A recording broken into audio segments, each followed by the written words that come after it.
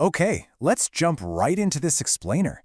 If you've looked at your budget recently and felt a sudden wave of panic, listen, you are definitely not alone. Today, we're figuring out how to protect your hard-earned money from literally evaporating. We aren't just going to unpack the mechanics of inflation.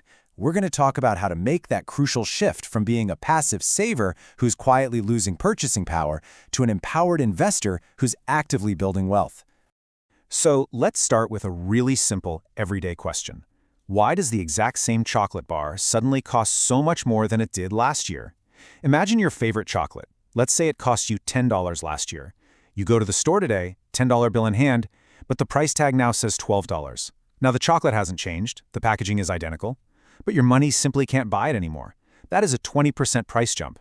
It's not that the chocolate magically became a luxury item overnight, it's that your currency lost its purchasing power. Your money is actually doing less work than it did just 12 months ago.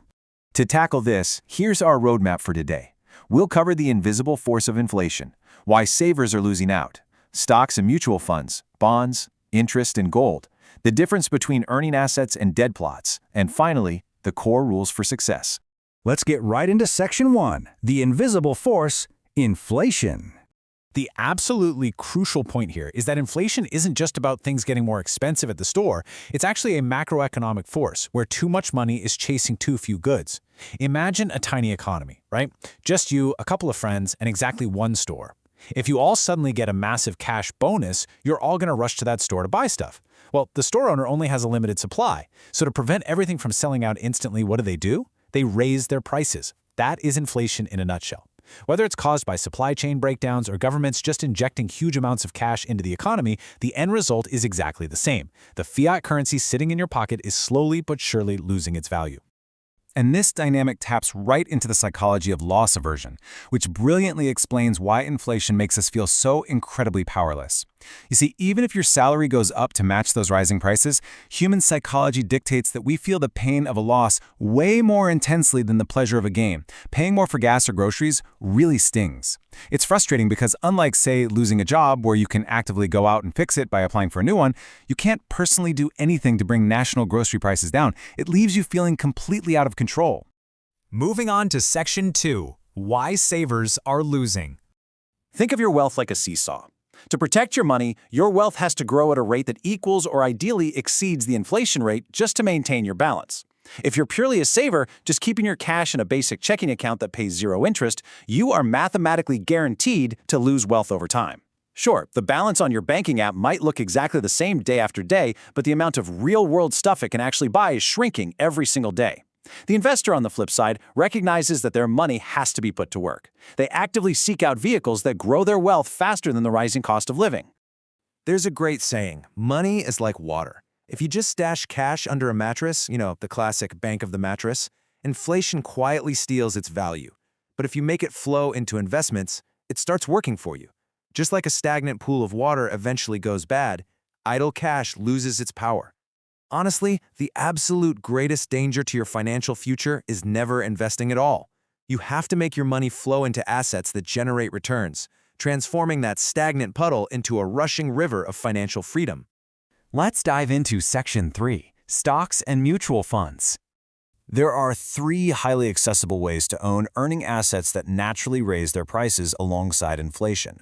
When you buy an individual stock, you aren't just buying some digital ticker symbol flashing on a screen. You're buying a tiny ownership slice of a real living business. And when inflation hits, what do businesses do? They raise their prices. That means their revenue grows and your slice of the pie grows right along with it.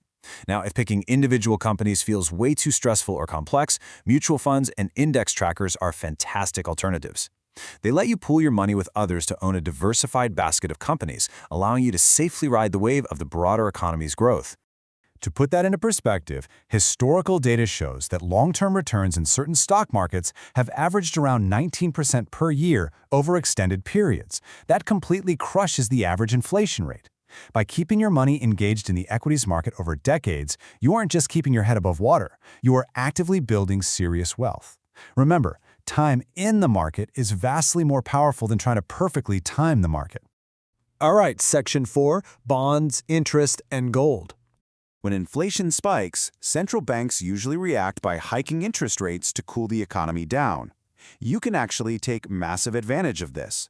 While higher rates make borrowing super expensive, they make lending incredibly lucrative. By buying a government bond or putting your cash into a high-yield certificate of deposit, you are essentially playing the role of the bank.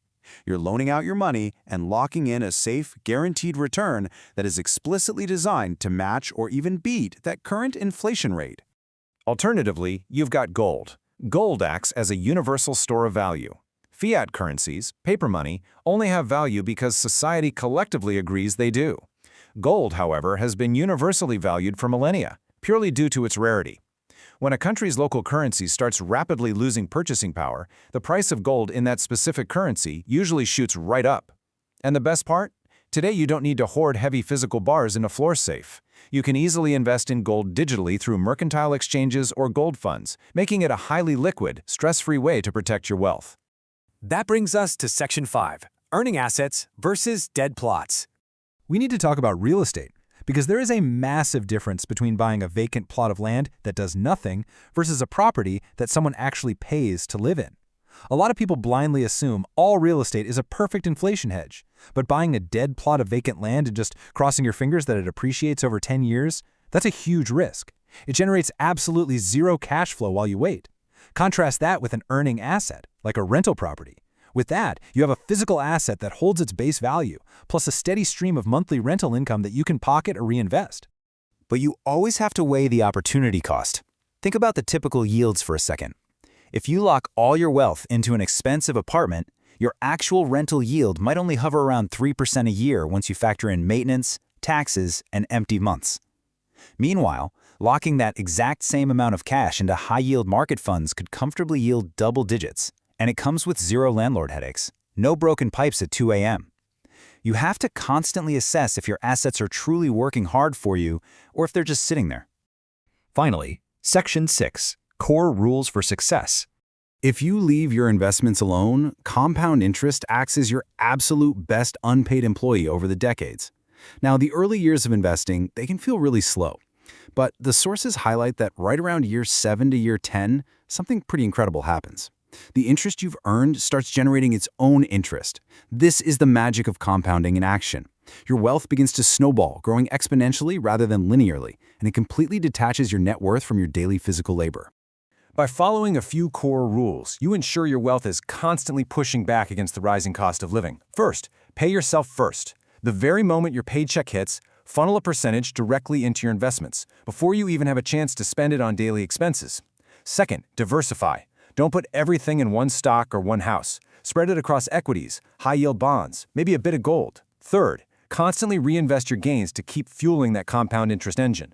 And above all else, never ever leave all your cash sitting idle. As we wrap up this explainer, I want you to take a hard look at your own bank account and ask yourself, honestly, what is my money really doing right now? Are you letting inflation quietly drain your hard-earned purchasing power, or are you taking the driver's seat? It's time to step out of that passive saver mindset. Will you be a victim of the invisible force of inflation or the architect of your own financial freedom? The choice is entirely yours. Thanks for joining us, and go make your first strategic move today.